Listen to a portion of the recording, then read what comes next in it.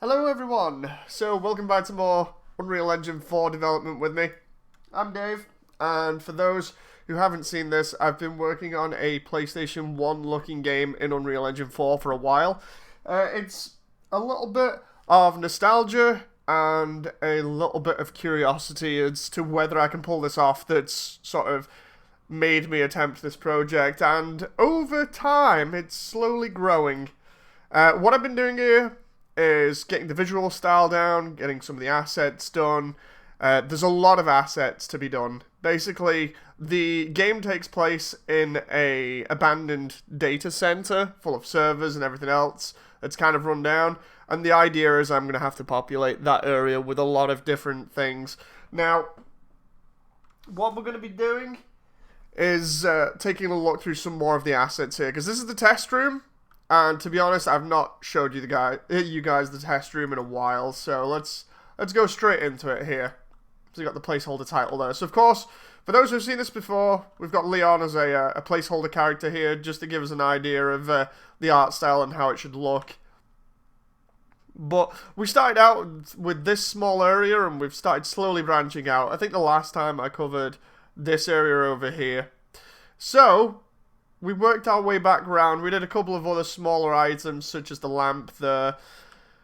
Then we kept moving around here. We got the camera system done here, which it looks pretty cool. We got a phone, which actually has the handset be removable. We got a fax machine, a battery, some floor paneling with cooling fans underneath, which is all propping that stuff up there for the moment. A variety of doors, not all of them, but quite a lot of them. We got a couple of textures here. One is for the ceiling tiles on the roof, and the other one is for the bathroom floor, if I remember rightly. And then we started working even more around here. We got a grip bin. We got a wet floor sign. We added a wooden pallet, because these are for like outside as well. We have an air conditioning unit, of which I actually need to double up to create another asset.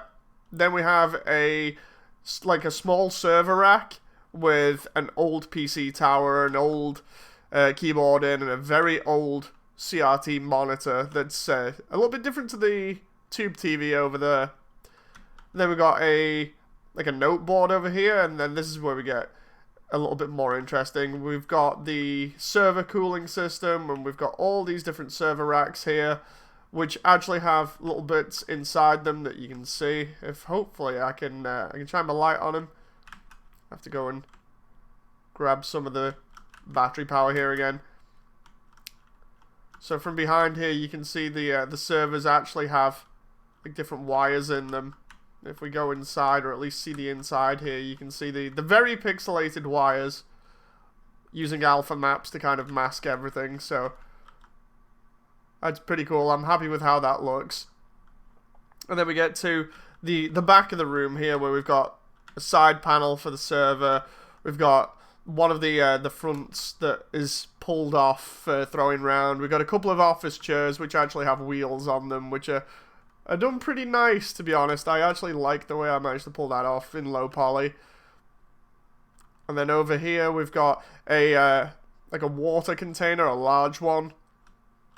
I don't know whether I'm going to redo that or not based on how it looks, because it looks a little bit crap. Then we've got another server which is actually full up here of different components. I can't remember whether there's nothing else inside that after it. I managed to make a little visual trickery in between the alpha maps there to make it look as if it's 3D. But then we go over to the more interesting part over here, where I've started doing more stuff to go outside or into a different part of the facility. The facility is broken up into 4 parts. Phase 1 is a office style area.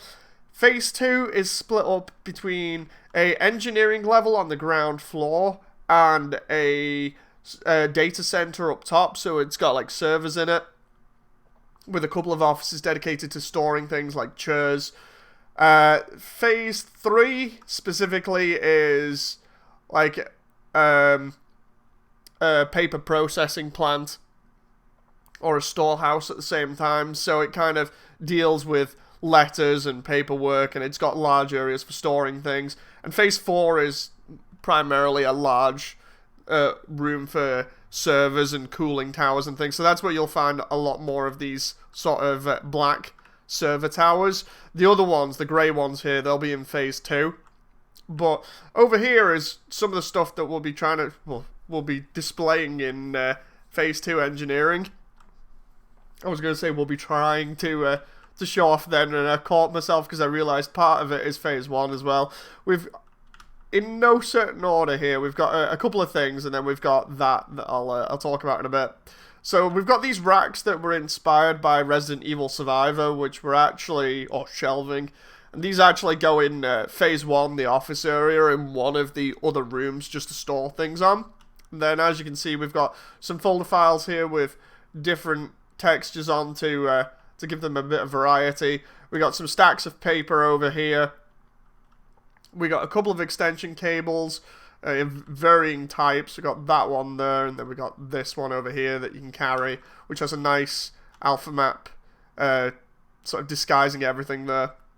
Then we've got a toolbox, another toolbox down there, a cardboard box, another couple of toolboxes, and then a couple of reels of wire, or spools of wire. So stuff like that you'll find more in phase 2. And the idea for all of this scenery is not just to give the environment a little bit more of a lived-in feeling, or, you know, the idea that it's populated by lots of things that people would have used, but it's also so that people can use them in the environment to distract the AI.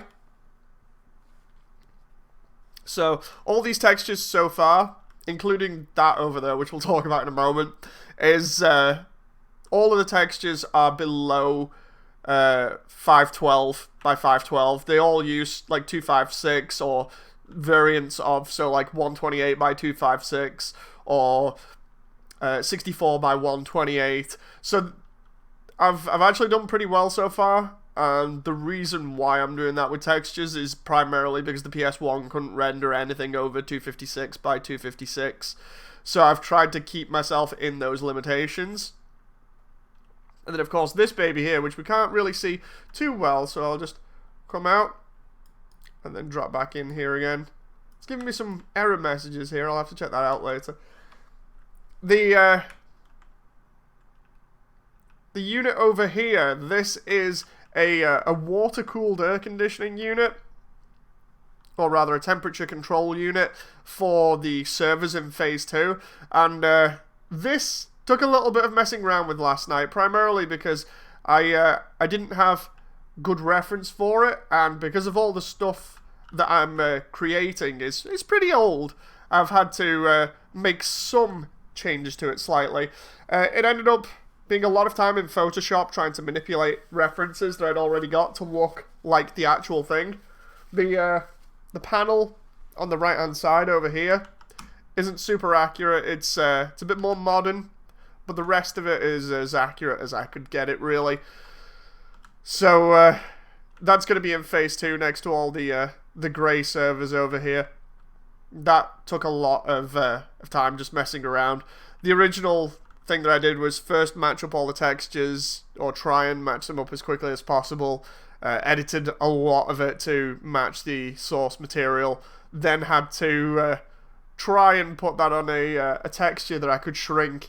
And originally it was a 512 by 256 texture. What ended up happening was when I shrunk it, it lost quite a lot of its detail in its vents and other things.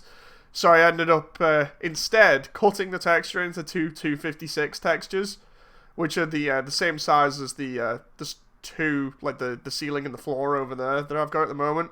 Split it into two 256 textures, and then split the entire model in half and did it that way because it was a little bit more easy to pull off in terms of keeping the visuals looking like everything else at the moment. Because the one thing I don't want is to have the visuals look a little bit too detailed. Like these toolkits I can get away with because of how pixelated they are. Especially this one, because this side of the texture was really blurry, but I managed to get away with that when it got pixelated. But yeah, I'm trying to match everything up so it's pretty uniform in its art style. Not everything looks the same when you change the texture resolutions. So I've been trying to work in pretty low res to make sure everything looks just like it did on the PlayStation 1. But so far, that's all the assets. I've been also messing around with the coding, making sure that all the coding is annotated so I know exactly what things are. And it's going pretty nice. I can't wait to see how this looks when I start populating the environment more. The one thing I've got to do at the moment, just as a little bit of a mental note, is I've got to do more toolboxes and things that can populate Phase 2 engineering. Mainly, I've got a problem. I need to find good reference for some Paxman diesel engines. Data centers always have like engines that they use to power the entire thing. They need a lot of power. And the data center that this is based on, this entire game is based on, used 4 Paxmans in Phase 2 engineering. And then a couple of, I think, Rolls-Royce diesel engines underneath Phase 1, which will be in a like a basement-style area that I've hollowed out in the actual demo map. And then there's, I think, a couple of biofuel engines at the back of Phase 4 where the newer servers are, because that was like the newer area of the facility that got built later on. So I've got a lot of work ahead of me trying to get those assets done, trying to get air conditioning units done, the larger industrial style ones.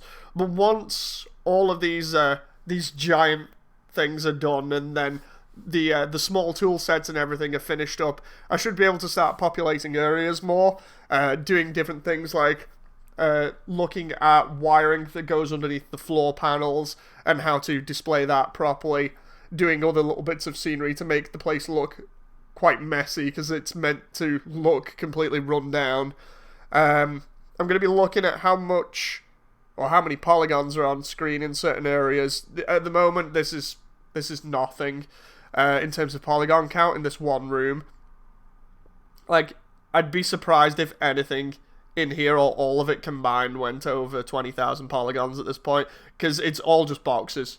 It really is just all boxes when you look at it. With some very smart alpha maps on, which I actually do like. So it's definitely serving its purpose in terms of looking the part and being low poly. I'm sure anybody could run this at this point. But once all this is done, then I can start populating the environments more, start making it look a lot more like the actual place, and then we'll start seeing the actual demo build that I've got at the moment slowly turn into the what will be the final version. The only other thing I've got to do is tweak the AI. I managed to get in contact recently with the guy that was helping me with a little bit of coding early on, helping me learn it, and he's happy and great to come back and help me out with some of this. So it means that I can get a little bit of help on the coding if I need it, learn some more of it again, because the idea is I want the AI to kind of learn from everything. So I want it to be able to kind of tell the difference between light and heavy objects depending on the sound that they make, or depending on the weight of the object, and then sort of react differently. This is just an idea I was going over recently, which was like lighter objects it might not react to for either as long or at all, whereas heavier objects that it can hear, it'll spend more time investigating, like the area around where it hears the sound of it, and trying to look around for what the source of the sound was. The idea is that the only real mechanic in this game is throwing stuff, and trying to tweak that to make it seem both balanced and not boring at the same time. The way that the AI is affected by it is gonna have to be something that I put a lot of thought into, instead of just having him like Mr. X at the moment, where he just kind of walks around. But yeah, I had a lot of fun developing all of these assets. That's a lot of stuff that I've got through in like the past couple of days or whatever. But I'm really enjoying the way that this is coming together. It's a really fun project, and I can't wait to show you guys more.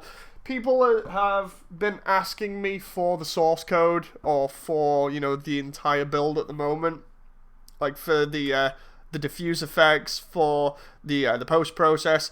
I can't give that out, unfortunately. There was when I bought, especially the diffuse effect offline, it specifically said that you can't give it out in its current form, and it's a paid-for thing anyway, so you can't just give it out for free. Either way, all the stuff that I've done here, I've done with information that I found online, so just looking around a little bit will tell you exactly what you need for creating something similar to this. Really happy. Again, I think I've said that about 3 times. Hope you guys have enjoyed, and I'll see you on the next stream. Bye!